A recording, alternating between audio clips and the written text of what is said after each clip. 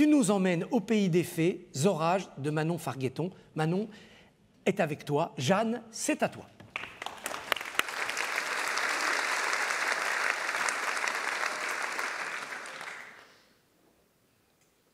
Zorage entra seul à l'intérieur de la bibliothèque des fées.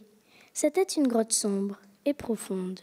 Dans cette bibliothèque-là, il n'y avait aucun livre, seulement des pensées suspendues au plafond. Les pensées de toutes les fées qui ont été et qui ne sont plus. Il y avait là de grandes pensées, impressionnantes, des moyennes pensées qu'il ne fallait pas oublier, de petites pensées gigoteuses et gratouilleuses et de toutes petites pensées, rikiki, qui étaient importantes aussi. Il y avait là des pensées sereines comme un matin en bord de mer, de très tristes pensées qui se changent en cailloux au plus profond du ventre, des pensées à piquant, nées un jour de colère, des pensées légères comme les caresses d'amour. Pour les consulter, il suffisait de les secouer doucement et elles se déversaient dans votre oreille avec un son de grelot. Zorage secoua quelques pensées au hasard. Elle apprit la recette des gâteaux aux pétales de capucine. Elle écouta le murmure du vent sur les plumes d'un corbeau. Elle recueillit l'adresse secrète de la seule licorne vivante au monde. Mais concernant la disparition des fées, rien. Zorage secoua et secoua encore. Bientôt, la grotte fut toute illuminée des pensées qu'elle avait consultées. Et elle n'avait pas trouvé le début d'une solution pour récupérer ses mains.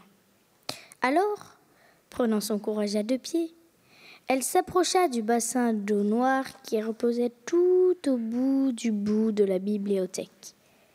Dans ce bassin vivait l'esprit qui sait tout. On racontait que c'étaient les anciennes fées qui parlaient d'une seule voix. D'autres croyaient qu'il s'agissait d'un monstre tapi dans l'eau.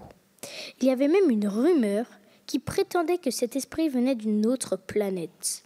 Enfin, personne ne savait vraiment, sauf l'esprit lui-même, bien sûr, puisqu'il savait tout, mais il n'en disait rien. Zorage se pencha au-dessus du bassin. À la surface, le reflet des pensées suspendues dessinait des étoiles rassurantes autour de son visage. Elle s'éclaircit la voix avant de lancer. Bonjour, il y a quelqu'un ? D'abord, rien ne se passa. Puis, tout doucement, une lueur apparut sous l'eau et une voix s'éleva dans la grotte. « Nous savons pourquoi tu es là, Zorage !» Il savait vraiment tout, cet esprit.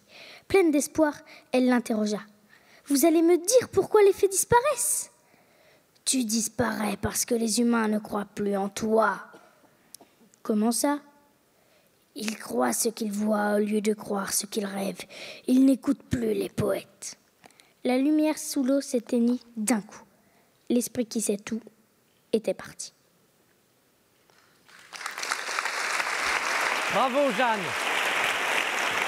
Bravo. Jeanne et les aventures de Zorage.